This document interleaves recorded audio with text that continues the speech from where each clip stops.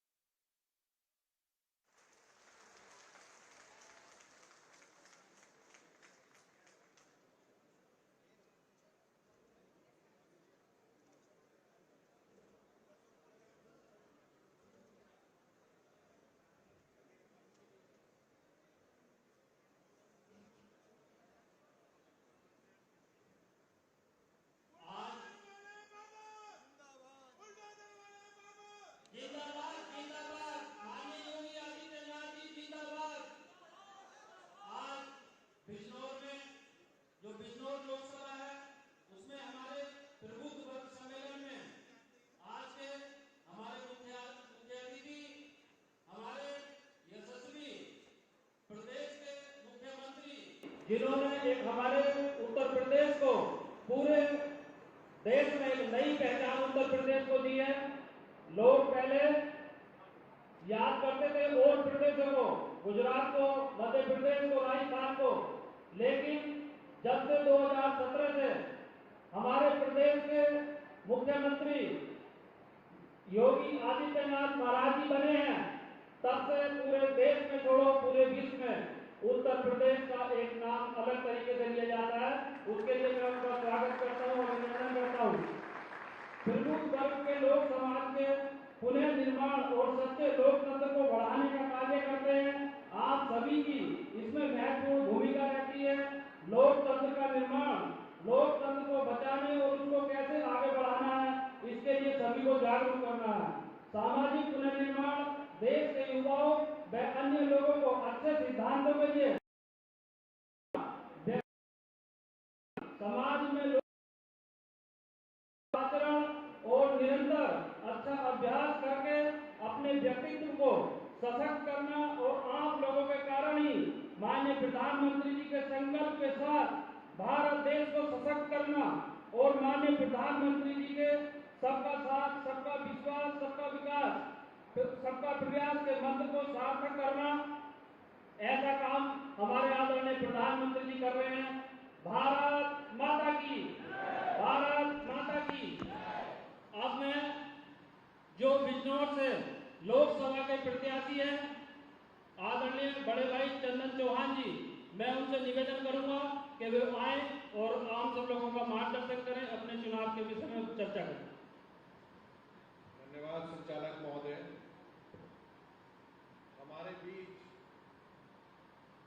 चल के आए आज के इस कार्यक्रम के मुख्य अतिथि, प्रदेश के सबसे बड़े सूबे के और इस देश के सबसे लोकप्रिय मुख्यमंत्री जी, हमारे आदरणीय योगी आदित्यनाथ जी, मंच पर उपस्थित हमारे सत्येंद्र सिसोदिया जी, आदरणीय ओम कुमार जी नगीना के प्रत्याशी, आदरणीय जिला अध्यक्ष राष्ट्रीय लोकदल श्री नागेंद्र पवार जी और सफल संचालन कर रहे भूपेंद्र जी, मैं नाम सबके जानता हूं पर सबसे क्षमा मांगते हुए, क्योंकि कार्यक्रम की व्यवस्था है आदरणीय मुख्यमंत्री जी की, सभी राष्ट्रीय लोकदल और भारतीय जनता पार्टी के सभी वरिष्ठ पदाधिकारी वर्ग और सामने बैठे प्रबुद्धजन, क्योंकि इस क्षेत्र से बहुत पुराना नाता है और आज जब प्रबुद्ध सभा हो रही है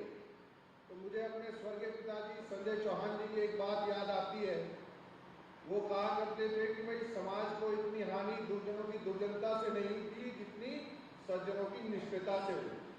आप सब लोग, सभी सम्मानित लोग, हर क्षेत्र के आगे अग्रणी रहने वाले लोग, मैं ज्यादा कुछ नहीं कहना चाहता क्योंकि आप सुनने अपने लोकप्रिय नेता आदरणीय योगी जी को सुनने आए। मेरा इतना ही कहना है कि चौधरी चरण सिंह जी की पूरी विचारधारा, प्रत्येक कार्यकर्ता अपने नेता के आदेश पे आज जो मार्गदर्शन आदरणीय योगी आदित्यनाथ जी हम सबको करके जाएंगे, उसे क्षेत्र में अपनी मेहनत से सीखने का काम करेगा। और एक बात और कि मैं बहुत छोटी उम्र में, जिस उम्र में किसी को जो है सीरियसली नहीं लेते, उस उम्र में आदरणीय देश के हमारे यशस्वी प्रधानमंत्री जी आदरणीय नरेंद्र मोदी जी, आदरणीय जयंत जी, आदरणीय योगी आदित्यनाथ जी का धन्यवाद करता हूं कि इस छोटी उम्र में आपने बिजनौर जैसे बड़े क्षेत्र का प्रतिनिधित्व करने का मौका दिया। इसके लिए मैं आप सबका आभार व्यक्त करता हूं। मैं सभी सम्मानित लोगों के बीच में वादा करना चाहता हूं, मैं अपने नेताओं को, अपने परिवार का, आप सबका नाम खराब करने का काम नहीं करूंगा, आपके बीच आपकी सेवा करने का काम करूंगा। और जो आदरणीय हमारे देश के लोकप्रिय प्रधानमंत्री जी नरेंद्र मोदी जी का नारा है, सबका साथ सबका विकास सबका प्रयास, उस नारे को सिद्ध करके जमीन को उतारने का काम करना है। पर ये अकेले संभव नहीं है। आप सब लोगों का आशीर्वाद, प्रेम, सहयोग और मुझे पूरा विश्वास, जो तीनों जनपदों के यहाँ 5 विधानसभाओं के लोग बैठे हैं, उनसे मैं आग्रह करता हूँ हाथ जोड़ के कि अपने आप को चंदन चौहान समझ के, अपने आप को योगी आदित्यनाथ जी समझ के, अपने आप को जयंत चौधरी जी समझ के, अपने आप को नरेंद्र मोदी जी समझ के इस चुनावी कमान को आप हाथ अपने आप काम करेंगे और कहीं चूक हो जाए तो उसे पूरा करने का काम करेंगे। मैं ज्यादा समय नहीं लेता, आप सब ने आज यहाँ आके आशीर्वाद देने का काम किया। मैं बहुत बहुत धन्यवाद, आभार व्यक्त करता हूँ। धन्यवाद। जय हिंद। धन्यवाद चंदन चौहान जी। अब मैं हमारे जो नगीना लोकसभा है उसके प्रत्याशी और वर्तमान में विधायक हैं लहटौर से 3 बार के श्री ओम कुमार जी, मैं उन्हें आमंत्रित करता हूं। बोलिए भारत माता की। थोड़ा और जोर से बोलना पड़ेगा। माननीय मुख्यमंत्री जी हमारे बीच में, सभी को दोनों हाथ की मुट्ठी बंद करके जयकारा लगाइए। बोलिए भारत माता की, भारत माता की।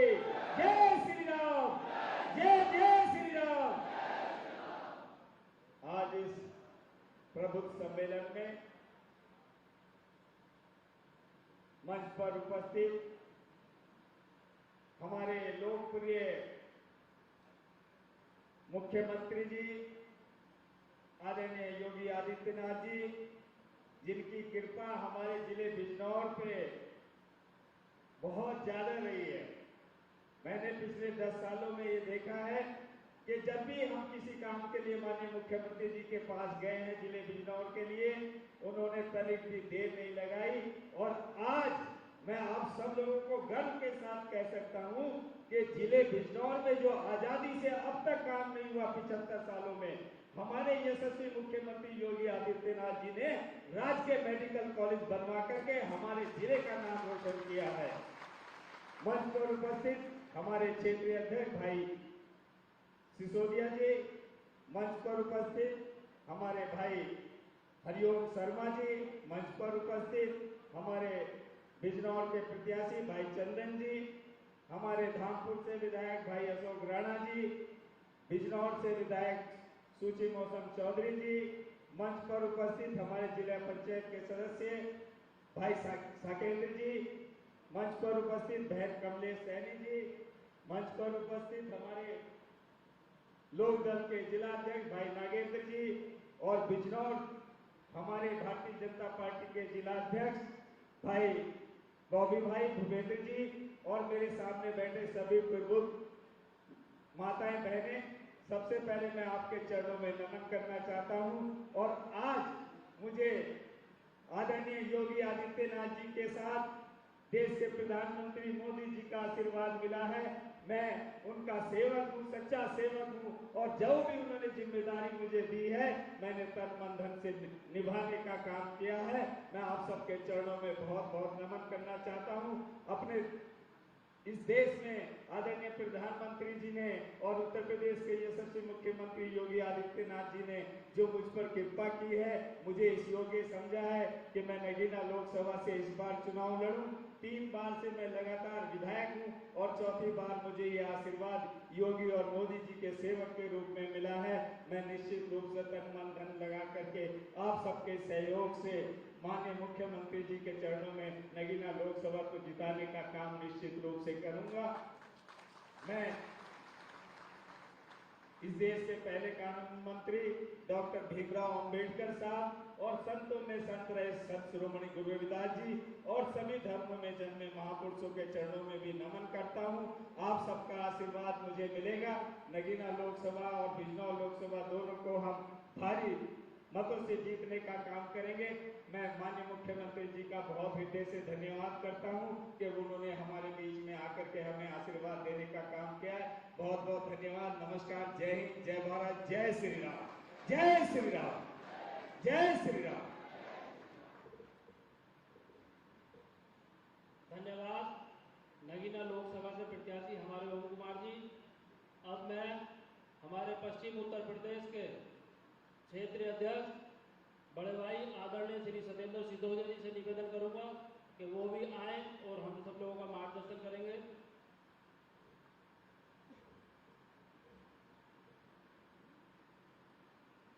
भारत माता की। बिजनौर का जोश दिखना चाहिए मेरे मित्रों। मेरी सम्मानित बहनें भी बैठी हैं। सबसे अनुरोध करता हूं दोनों हाथ ऊपर उठा लेंगे और मुट्ठी बंद कर लेंगे। उत्तर प्रदेश की तस्वीर और तकदीर बदलने वाले नेता मंच पर उपस्थित हैं, तो बिजनौर का उत्साह दिखना चाहिए। दोनों हाथ ऊपर उठा के जोर से बोलेंगे भारत माता की, भारत माता की। इस उत्तर प्रदेश को उत्तम प्रदेश बनाने वाले, इस उत्तर प्रदेश में देश की सबसे बेहतर कानून व्यवस्था देने वाले, इस उत्तर प्रदेश को नई ऊंचाइयों पर ले जाने वाले उत्तर प्रदेश के यशस्वी मुख्यमंत्री, तपस्वी मुख्यमंत्री और इस उत्तर प्रदेश को एक नई दिशा देने वाले उत्तर प्रदेश के माननीय मुख्यमंत्री योगी आदित्यनाथ जी मंच पर हैं। आपसे अनुरोध करता हूं एक बार अपने स्थान पे खड़े होकर जोरदार अभिनंदन माननीय मुख्यमंत्री जी का होना चाहिए।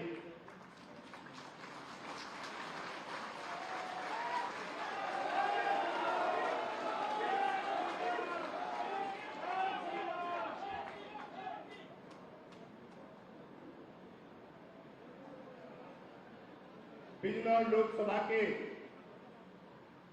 राष्ट्रीय लोकदल और भारतीय जनता पार्टी के संयुक्त प्रत्याशी मीरापुर के सम्मानित विधायक आदरणीय चंदन चौहान जी, नगीना लोकसभा के भारतीय जनता पार्टी के प्रत्याशी नैटौर के सम्मानित विधायक आदरणीय ओम कुमार जी, जिले के सम्मानित अध्यक्ष आदरणीय भूपेंद्र चौहान बॉबी जी, इस जनपद के प्रभारी क्षेत्र के सम्मानित महामंत्री आदरणीय हरिओम शर्मा जी, लोकसभा के सम्मानित प्रभारी सुनील भलारा जी, लोकसभा की संयोजक पूर्व विधायक आदरणीय कमलेश सैनी जी, आरएलडी के सम्मानित जिलाध्यक्ष आदरणीय नागेंद्र पवार जी, क्षेत्र की मंत्री आदरणीय हरजिंदर कौर जी, क्षेत्र के मंत्री अनूप वाल्मीकि जी, यहाँ की लोकप्रिय विधायक आदरणीय सुजीत चौधरी जी,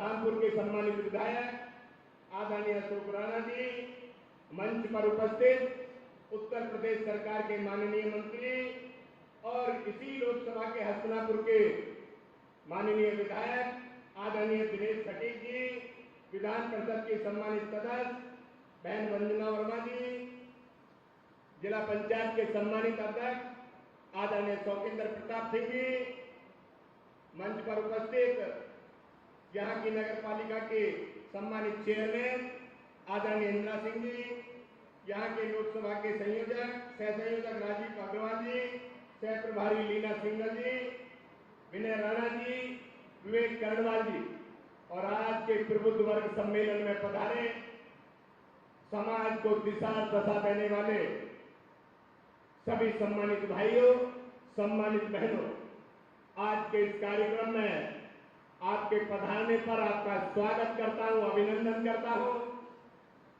हम सबका सौभाग्य है कि प्रबुद्ध वर्ग सम्मेलन में उत्तर प्रदेश को नई दिशा देने वाले, जिस उत्तर प्रदेश को बीमारू राज्य कहा जाता था, अराजक राज्य कहा जाता था, कानून व्यवस्था ध्वस्त थी, जिस उत्तर प्रदेश में कहा जाता था न व्यापारी सुरक्षित है, न नौजवान सुरक्षित है और तो और माता बहनों का सम्मान भी सुरक्षित नहीं था। मेरी माता बहनें बैठी हैं। 2017 से पहले पूर्व की सरकारों की स्थिति ये थी कि बहनों ने अपने गले के मंगलसूत्र जो सोने के बने हुए थे, सोने की चैन, सोने के कानों के कुंडल उतार के अपने घर में रख दिए थे, क्योंकि यहाँ गुंडों के मनोबल इतना बढ़ा हुआ था कि माता बहनों के गले से उनका मंगलसूत्र लूट के ले जाते थे, उनके कानों से कुंडल छीन के ले जाते थे। मैं दावे के साथ कह सकता हूं, आज ये वही उत्तर प्रदेश है, वही पुलिस प्रशासन है। बदले हैं तो केवल उत्तर प्रदेश के माननीय मुख्यमंत्री 2017 में बदले थे। आज सहारनपुर से हमारी सीमा शुरू होती है और सोनभद्र तक जाती है। मित्रों, किसी की हिम्मत नहीं हो सकती किसी मां बहन के सम्मान की तरफ नजर उठा के देख ले। यदि किसी ने दुस्साहस किया है तो 24 घंटे के अंदर सलाखों के पीछे चला गया है, वरना उसका आप जानते हो क्या हासिल हुआ। इस उत्तर प्रदेश को नई ऊंचाइयां देने वाले, इस उत्तर प्रदेश को विकास की नई डगर पर लाने वाले, देश के यशस्वी प्रधानमंत्री माननीय नरेंद्र मोदी जी के सपनों को साकार करने वाले उत्तर प्रदेश के यशस्वी मुख्यमंत्री बिजनौर की पावन धरा पर आए हैं।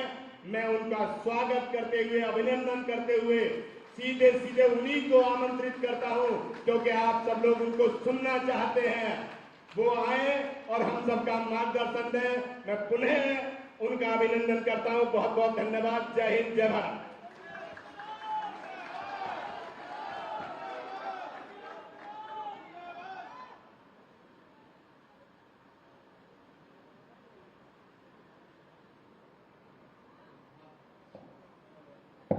महात्मा विदुर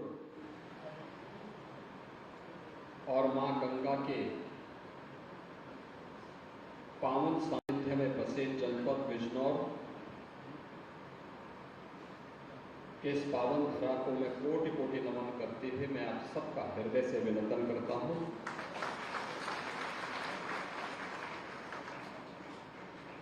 आज के इस कार्यक्रम में मंच पर उपस्थित भारतीय जनता पार्टी के क्षेत्रीय अध्यक्ष श्री सत्येंद्र सिसोदिया जी, भारतीय जनता पार्टी के जिला के अध्यक्ष श्री भूपेंद्र चौहान जी, राष्ट्रीय लोकदल के जिला के अध्यक्ष श्री नागेंद्र कुमार जी, जिला प्रभारी और क्षेत्रीय महामंत्री भारतीय जनता पार्टी श्री हरिओम शर्मा जी, लोकसभा प्रभारी बिजनौर सुनील भराला जी, संयोजक श्रीमती कमलेश सैनी जी,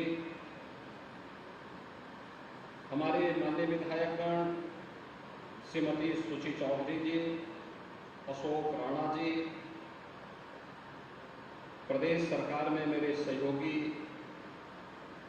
मंत्री श्री दिनेश खटीक जी, एमएलसी श्रीमती वंदना वर्मा जी, जिला पंचायत अध्यक्ष श्री साकेंद्र प्रताप सिंह जी, जिला पंचायत अध्यक्ष श्री देवपाल निर्वाल जी, नगर पालिका की अध्यक्ष बिजनौर श्रीमती इंदिरा सिंह जी। आज के इस कार्यक्रम में हम यहाँ पर जिन महानुभावों के लिए आप सबका आशीर्वाद प्राप्त करने के लिए आए हैं, लोकसभा क्षेत्र बिजनौर से राष्ट्रीय लोकदल और भारतीय जनता पार्टी के संयुक्त प्रत्याशी के रूप में आपके बीच में उपस्थित हैं श्री चंदन चौहान जी।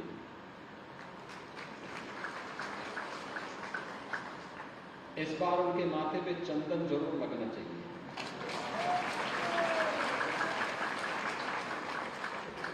देखिए, इसी को संजोग कहते हैं। उनके पिताजी भी भारतीय जनता पार्टी और राष्ट्रीय लोकदल के ही गठबंधन से चुनाव जीत करके यहाँ से गए और मैं विश्वास के साथ कह सकता हूँ, जैसे ही चंदन चौहान का नाम घोषित हुआ तो मैंने कहा देखो ये सीट हमारी 100% श्योर हो गई।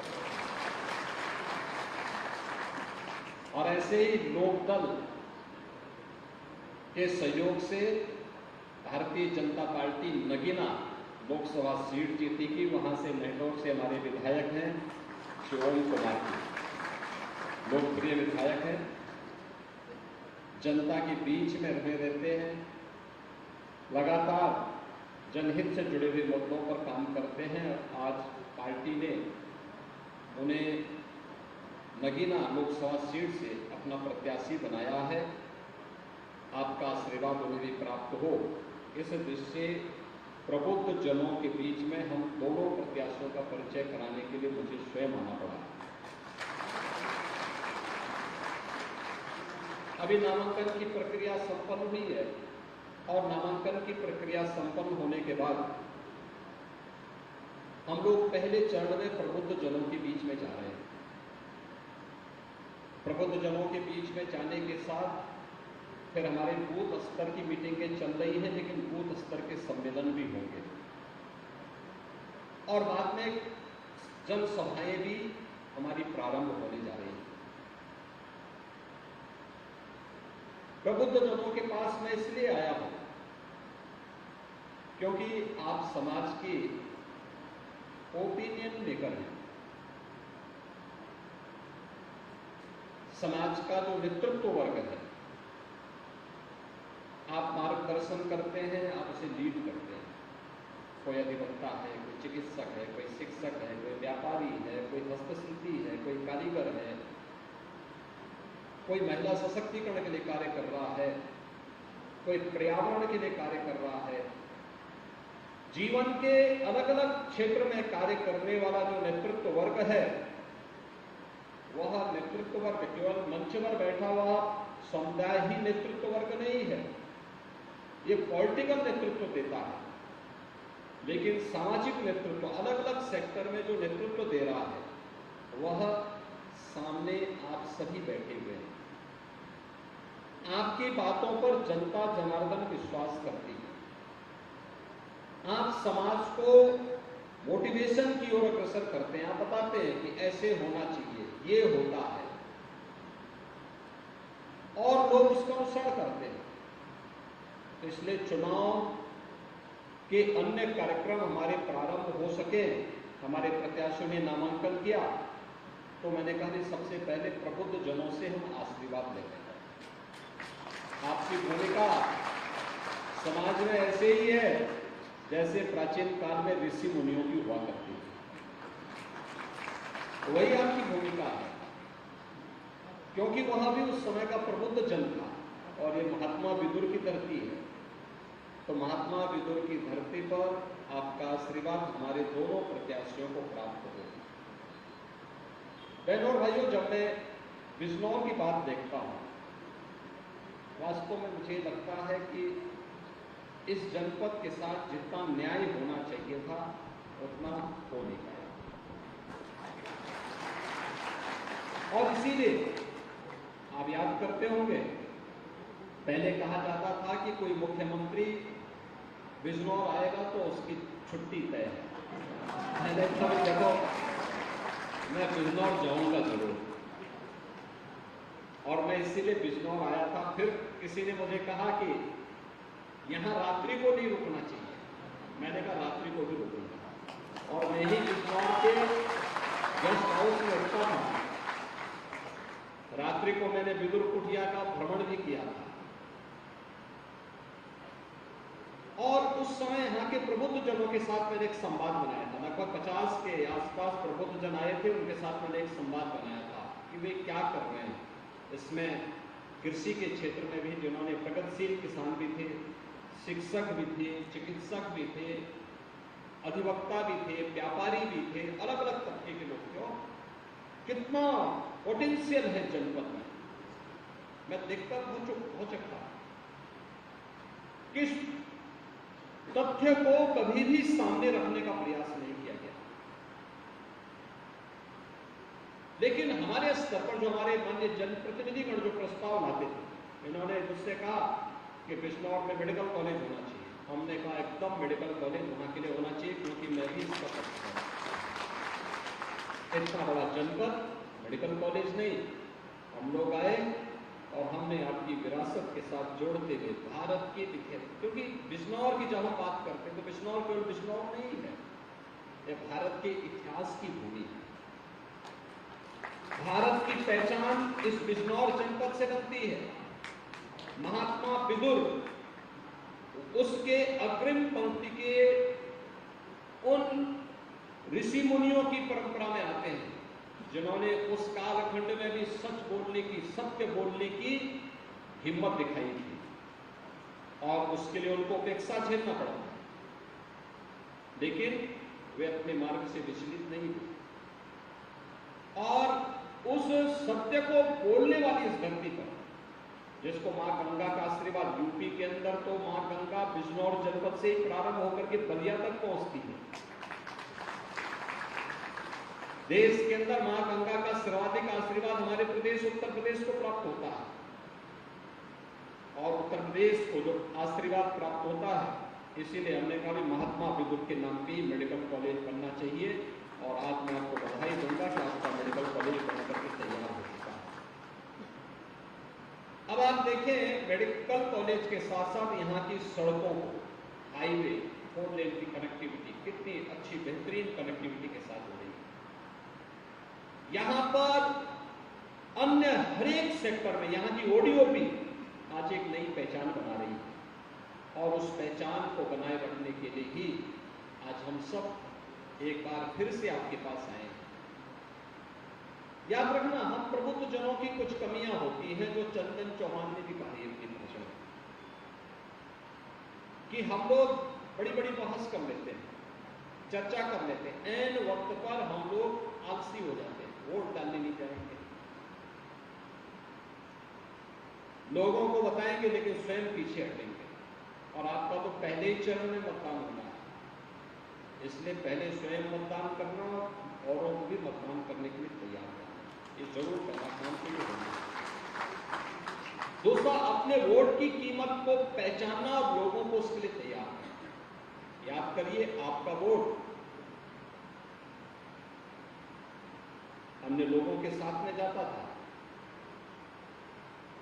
तो बिजनौर अपनी पहचान के लिए मोहताज होता था। आपका वोट सही दिशा में गया तो विरासत भी और विकास का भी एक बेहतरीन उदाहरण महात्मा विदुर मेडिकल कॉलेज के रूप में बिजनौर वासियों को प्राप्त हो गया। यानी हर एक स्तर पर कैसे परिवर्तन देखने को मिला है, यह आज हम सब यहां पर देख सकते हैं।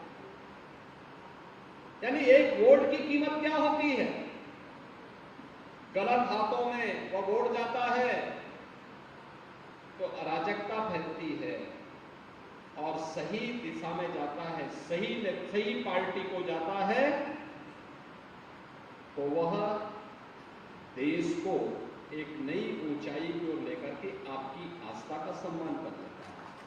आप मुझे बताइए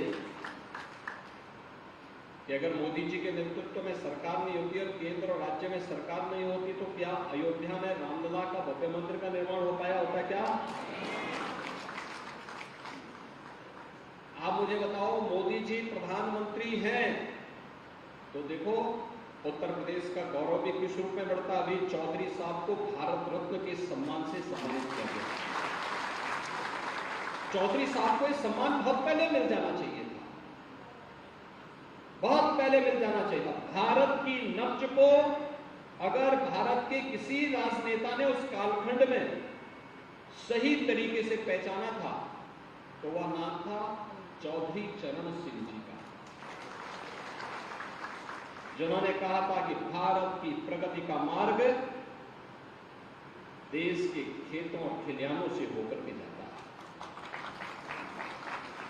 अन्नदाता किसान, जिस देश में 70 से लेकर 75% आबादी खेती बाड़ी पर निर्भर करती हो, वो किसान सरकार के एजेंडे का हिस्सा नहीं था। और पहली बार हुआ कि प्रधानमंत्री मोदी जी ने चौधरी साहब के सपने को साकार करने के लिए अपने एजेंडे का हिस्सा, शासन के एजेंडे का हिस्सा अन्नदाता किसानों को बनाया। और जब उसके परिणाम आने प्रारंभ हुए तो भारत रत्न का सम्मान चौधरी साहब को भी लेकर के चौधरी साहब के माध्यम से न केवल पश्चिमी उत्तर प्रदेश बल्कि पूरा उत्तर प्रदेश गौरवान्वित है, क्योंकि चौधरी साहब का संबंध उत्तर प्रदेश से था और उत्तर प्रदेश के मुख्यमंत्री के रूप में भी उन्होंने देश को अपनी अमूल्य सेवाएं दी। इसलिए मैं आज के इस अवसर पर आप सबको इस बात की भी बधाई देता हूं, प्रधानमंत्री मोदी जी के प्रति आभार व्यक्त करता हूं कि चौधरी साहब को उन्होंने भारत रत्न का सम्मान देकर के न केवल पश्चिमी उत्तर प्रदेश को और किसानों को बल्कि पूरे उत्तर प्रदेश के गौरव को बढ़ाने का काम किया है। इसके लिए हम सब उनके प्रति आभारी हैं। मैं जो कह रहा था कि एक और प्रदेश को और देश को अराजकता की ओर भी ले जाता है जब गलत हाथों में जाता है, लेकिन जब सही पार्टी को जाता है तो वही वोट देश की तकदीर और तस्वीर को बदल कर रख देता है। क्या हालत थी 2014 के पहले देश की? कहां जा रहा था ये देश? अविश्वास था। देश की सीमाएं असुरक्षित थी। दुनिया के अंदर भारत की छवि बहुत खराब थी। भारत के पासपोर्ट की कोई कीमत नहीं रह गई थी। विकास के कार्य ठप से पड़ गए थे। कॉमनवेल्थ गेम्स दिल्ली में हुआ था और गेम्स संपन्न हो गए, तब तक कार्य पूरे नहीं हो पाए थे। व्यापक भ्रष्टाचार फैला था और उस समय किस किस प्रकार की जांचें बैठी थी, कौन नहीं जानता इन बातों को। लेकिन गलत हाथों में जनता ने नेतृत्व दिया था तो उस समय दुर्गति हो रही थी। 2014 का भारत वैश्विक मंच पर भारत का सम्मान बढ़ा है। देश की सीमाएं सुरक्षित नहीं है। क्या आज भी क्या कोई भारत की सीमा में घुसपैठ करने का तो साहस कर पाएगा? क्या नहीं कर सकता। कश्मीर में धारा 370 समाप्त हो गई। हम बचपन से नारा लगाते थे, भाजपा के लोग और जनसंघ के लोग नारा लगाते थे, एक देश में दो प्रधान, दो विधान, दो निशान नहीं चलेंगे। हम नारा देते थे, जहां बलिदान हुए मुखर्जी वो कश्मीर हमारा है। डॉक्टर श्यामा प्रसाद मुखर्जी ने कश्मीर के लिए अपने आप को बलिदान किया और पहली बार 1952 के बाद पहली बार कश्मीर में, क्योंकि कश्मीर में धारा 370 देश के अंदर उग्रवाद और आतंकवाद का कारण भी थी और हमारे सुरक्षा बलों के जवानों पर पत्थरबाजी के माध्यम से उन्हें चोटिल करने का काम भी करती थी।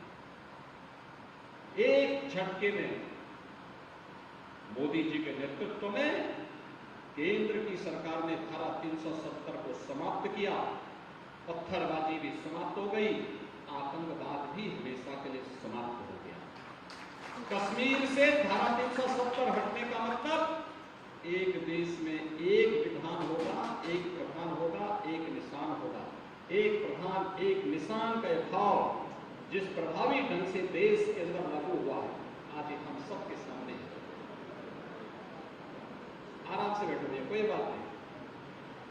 अरे अच्छा है आप चुनाव नहीं लड़ रहे हैं, नहीं तो कुर्सी चुनाव लड़ते समय कुर्सी टूटी होती तो लोग बड़ी बात करते हैं। लेकिन धारा 370 समाप्त हो गई, अयोध्या में आस्था का सम्मान हो गया। गलत हाथों में वोट जाता है तो कर्फ्यू लगता है, और सही हाथों में जाता है तो कावड़ यात्रा भी निकलती है।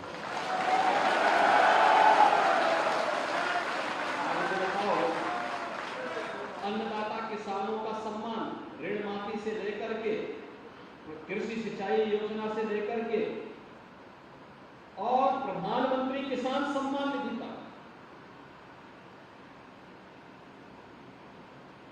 गन्ना मूल्य का भुगतान हो या फिर धान और गेहूं का क्रय, पहले बिचौलिए लेते थे, किसान देखता रह जाता था। आज एमएसपी से ज्यादा दाम अन्नदाता किसान को मार्केट में प्राप्त हो रहा है, और हम भी इस बात को कहते हैं, जहां किसान को लाभ हो, किसान को अपनी फसल बेचनी चाहिए।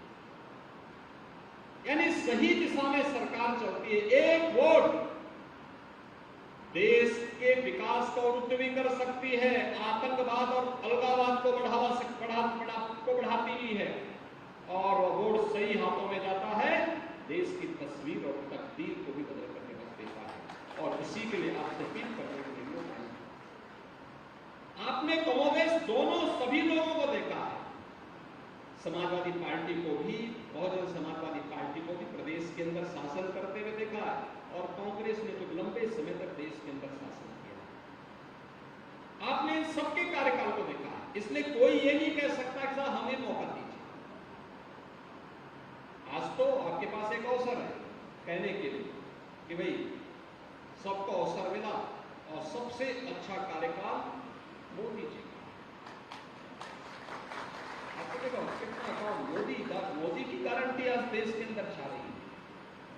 मोदी की गारंटी का मतलब 12 करोड़ अन्नदाता किसान को, 12 करोड़ अन्नदाता किसान को प्रधानमंत्री किसान सम्मान निधि का लाभ, 4 करोड़ गरीबों को सिर ढकने के लिए प्रधानमंत्री आवास योजना की सौगात, 80 करोड़ गरीबों को देश के अंदर, और अकेले उत्तर प्रदेश में 15 करोड़ गरीबों को फ्री में राशन की सुविधा का लाभ, 12 करोड़ गरीबों को देश के अंदर आयुष्मान भारत में 5 लाख रुपए की स्वास्थ्य बीमा का कवर, 10 करोड़ गरीबों को प्रधानमंत्री उज्ज्वला योजना में फ्री में रसोई गैस का सिलेंडर, 12 करोड़ गरीब परिवारों को एक शौचालय की सौगात, पीएम विश्वकर्मा योजना के अंतर्गत लाखों हस्तशिल्पियों को प्रशिक्षण के साथ साथ उन्हें टूल किट उपलब्ध करा करके सरकार की सहायता के साथ जोड़ना। यानी मोदी की गारंटी देश के अंदर बिना भेदभाव के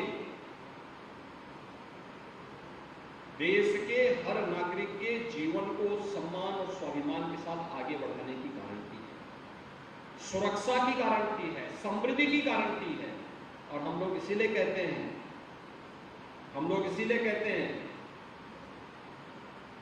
कि मोदी जी के लिए देश प्रथम है। कुछ लोगों के लिए अपना परिवार महत्वपूर्ण होगा, लेकिन मोदी जी के लिए 140 करोड़ का भारत ही उनका परिवार है। 140 करोड़ लोगों को दिन रात एक करना, कार्य करना, और वह कार्य के तहत आज हम सब जुड़ करके इस अभियान के साथ जुड़े हुए हैं। और इसीलिए मैं सबसे अपील करने के लिए आया कि यह बात समाज को बताने की आवश्यकता है प्रदेश हो या देश, लोग वही थे, देश वही है, प्रदेश वही है, केवल सरकार बदली और कार्यशैली बदली। आज आप देख रहे होंगे, आज यूपी में कर्फ्यू भी नहीं है, दंगा भी नहीं है।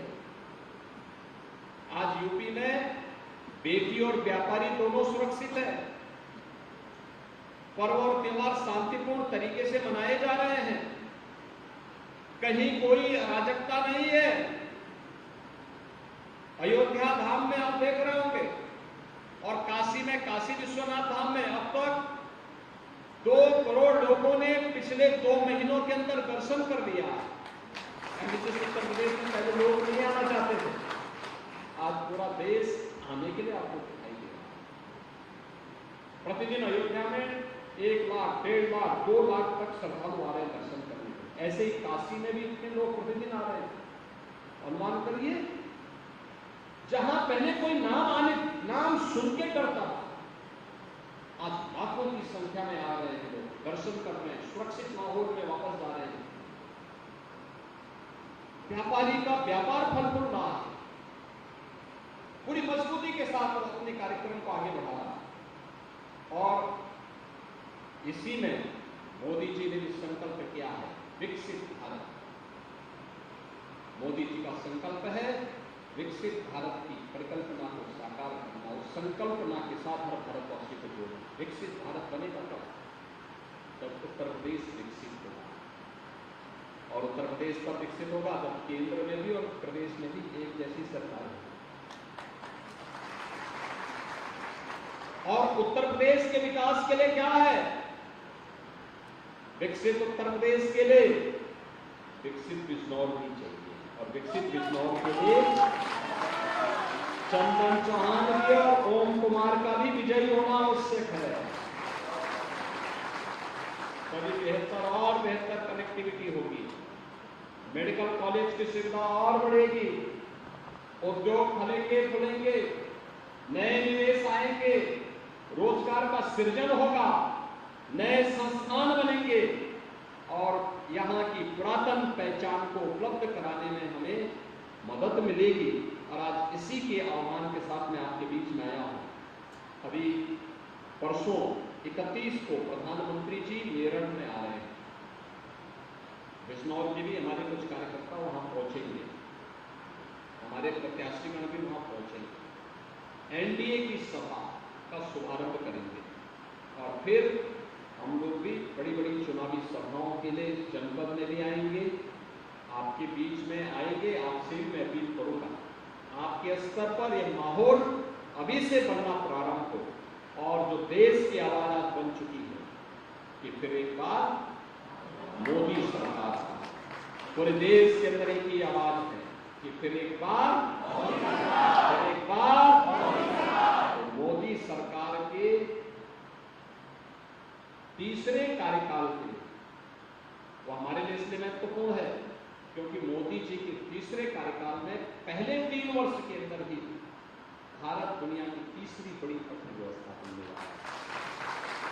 भारत का दुनिया की तीसरी बड़ी अर्थव्यवस्था के रूप में स्थापित होने का मतलब हर एक नागरिक के जीवन में व्यापक परिवर्तन, उसकी प्रति व्यक्ति आय में वृद्धि, सुविधाओं में बढ़ोतरी होगी, गरीब कल्याणकारी योजनाएं और तीव्र गति से आगे बढ़ेंगी, व्यापारी का व्यापार खुलेगा, नौजवान के लिए आजीविका के नए अवसर आएंगे, सुरक्षा का और भी बेहतर वातावरण देश के अंदर पैदा होगा।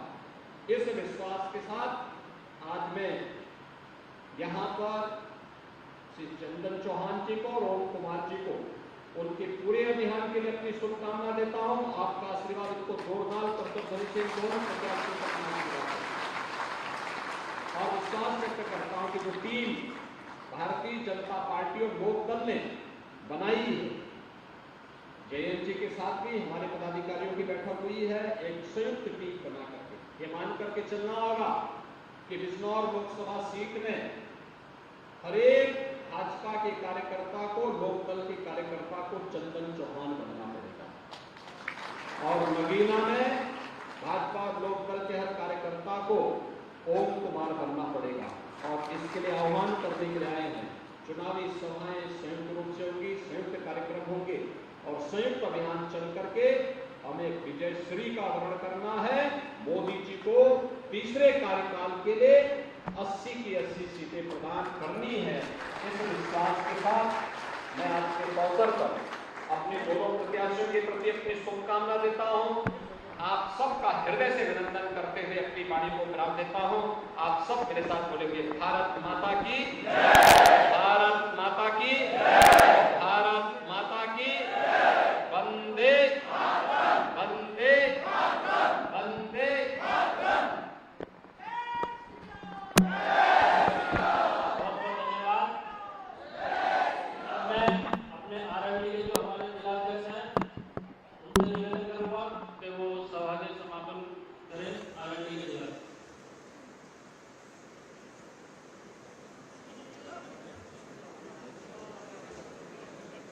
मैं देश के सबसे बड़े सूबे उत्तर प्रदेश के मुख्यमंत्री माननीय योगी आदित्यनाथ जी का बिजनौर की धरती पर स्वागत करता हूं।